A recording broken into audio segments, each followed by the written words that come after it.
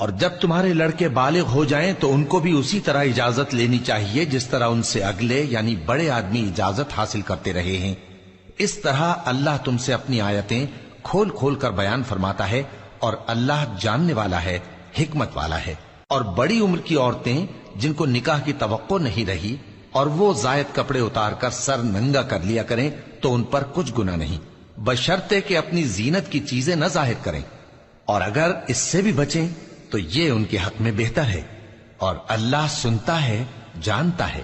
نہ تو اندھے پر کچھ گناہ ہے اور نہ لنگڑے پر اور نہ بیمار پر اور نہ خود تم پر کہ اپنے گھروں سے کھانا کھاؤ، یا اپنے باپ دادا کے گھروں سے، یا اپنی ماؤں کے گھروں سے، یا بھائیوں کے گھروں سے، یا اپنی بہنوں کے گھروں سے، یا اپنے چچاؤں کے گھروں سے، یا اپنی پھوپھیوں کے گھروں سے، یا اپنے ماموؤں کے گھروں سے، یا اپنی خالاؤں کے گھروں سے، یا اس گھر سے جس کی کنجیاں تمہارے ہاتھ میں ہوں، یا اپنے دوستوں کے گھروں سے۔ اور اس کا بھی تم پر کچھ گناہ نہیں کہ سب مل کر کھانا کھاؤ یا جدا جدا۔ پھر جب گھروں میں جایا کرو تو اپنے گھر والوں کو سلام کیا کرو، یہ اللہ کی طرف سے مبارک اور پاکیزہ تحفہ ہے۔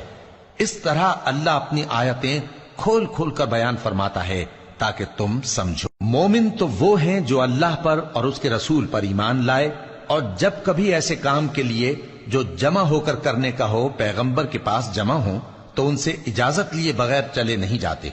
اے پیغمبر، جو لوگ تم سے اجازت حاصل کرتے ہیں وہی اللہ پر اور اس کے رسول پر ایمان رکھتے ہیں۔ سو جب یہ لوگ تم سے کسی کام کے لیے اجازت مانگا کریں تو ان میں سے جسے چاہا کرو اجازت دے دیا کرو، اور ان کے لیے اللہ سے بخشش مانگا کرو، کچھ شک نہیں کہ اللہ بخشنے والا ہے، مہربان ہے۔ مومنو، پیغمبر کے پکارنے کو ایسا خیال نہ کرنا جیسا تم آپس میں ایک دوسرے کو پکارتے ہو۔ بے شک اللہ کو وہ لوگ معلوم ہیں جو تم میں سے آنکھ بچا کر کھسک جاتے ہیں۔ تو جو لوگ ان کے حکم کی مخالفت کرتے ہیں ان کو ڈرنا چاہیے کہ ایسا نہ ہو کہ ان پر کوئی آفت پڑ جائے یا تکلیف دینے والا عذاب نازل ہو۔ دیکھو، جو کچھ آسمانوں اور زمین میں ہے سب اللہ ہی کا ہے۔ جس طریق پر تم ہو وہ اسے جانتا ہے، اور جس روز لوگ اس کی طرف لوٹائے جائیں گے تو جو عمل وہ کرتے رہے وہ ان کو بتا دے گا، اور اللہ ہر چیز سے واقف ہے۔